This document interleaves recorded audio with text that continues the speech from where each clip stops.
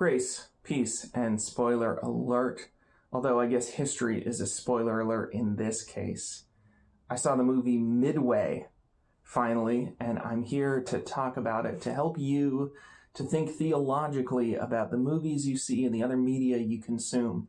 To think about what their messages are, what they're trying to say, how they say it, and what all of that means in the light of Christian theology and practice. I'm a pastor, and I go see movies with my movie pass. That makes me a movie pastor.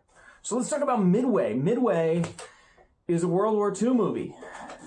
That's more profound than it sounds. I know that sounds like kind of a blasé observation. Yeah, I know it's set in World War II, but there are movies that are set in World War II that are not World War II movies. Jojo Rabbit is a good example. Jojo Rabbit is a comedy, and to some degree a Holocaust movie, but World War II movies are a genre in and of themselves. In fact, I would make the argument to you that Joshua, the book of Joshua in the Bible, is a World War II movie. That it follows that same genre of literature that World War II movies follow.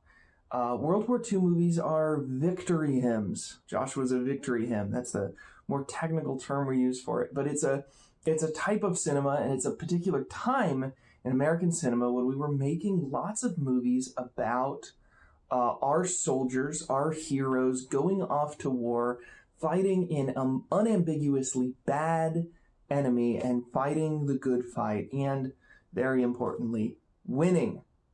They are contrasted with Vietnam movies. Vietnam movies that started being made afterwards have to do with our soldiers who are morally compromised, going to fight a morally complicated enemy that is bad, but also has stuff going on that's beyond our comprehension, and our soldiers don't want to go. And at the end, we feel depressed and complicated, and we have all sorts of complicated feelings. The book of Judges in the Bible is a Vietnam movie. And so I was excited when I heard Midway came out. I really wanted to see it. It took me a long time because it's a very long movie, and I can mostly see movies late at night, and so I had to get there earlier to get before the theater closed. But I'm glad that we're making World War II movies again. And it was an exciting opportunity with the increases in CGI to see some faithfully recreated historical planes, and to get in the cockpit and see plane battles. I thought Midway did a very interesting job that I'd never seen before of really putting us in the gunner seat. We had a lot of first-person perspective shots of, plane looking down sight, then we cut back and it's gun looking down anti-aircraft barrel headed up at plane, and then it's shot of the pilot right in the face. And so it did a lot to try to put you in that position. How would that feel? And did so with some shots that we could have before, and some other shots that we just couldn't have before. It used to be, a little bit of stock footage and then a splash.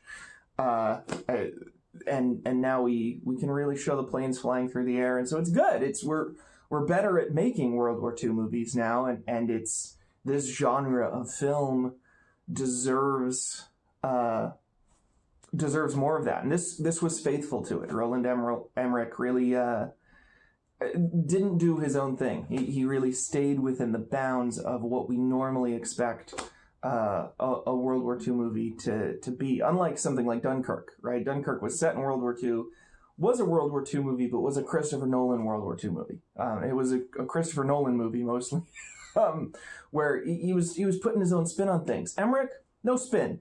This is it. This is Midway. We're doing it the same as the way we did it when it was Henry Fonda, but we've got Woody Harrelson now. He did a good job. It was a strange casting choice, but he was good. So what's it say? Well, it says a lot of the same stuff that we're used to hearing from World War II movies. It talks about chain of command. It talks about not going rogue, the importance of playing your part.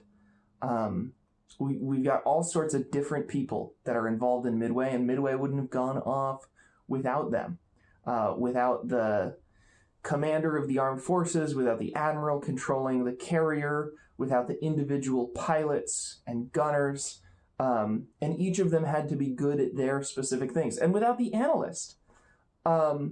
And so it didn't follow a traditional hero story. You know, it didn't just follow Best around and show Best saving the day, winning the Battle of Midway. We cut for half an hour in the middle of it to follow Doolittle. And then we really don't cut back to him until the closing montage. But that's important because that's how the war was won. That's how we really do it. And I think it's interesting to think of a generation raised on movies like this. A generation that is used to stories about filling your role and filling it well, and importantly, not being robotic about it, not being like the Japanese, who are depicted as passionless, emotionless, and when they have feelings, they hide them, and that's demonized. That's made to look problematic. So to be an American, and to have personality, but to be an American who really serves as a cog in a machine and does it for greater glory, does it in order that we can overcome evil. So many of our modern stories, so many of our non-World War II stories are about one person who is spectacular, who can do it by themselves, and what it means to either help that person, support that person, or get out of that person's way, or be that person. Well, this isn't that. This says you be you, and you make a difference by doing what you do best. That's a good narrative, and it's a narrative where if you receive enough like that, it changes the way you make your daily decisions. And I think for the generation raised on these kind of movies, I see that for some of the older people for whom, you know, they went to the theaters to see Battle of the Bulge.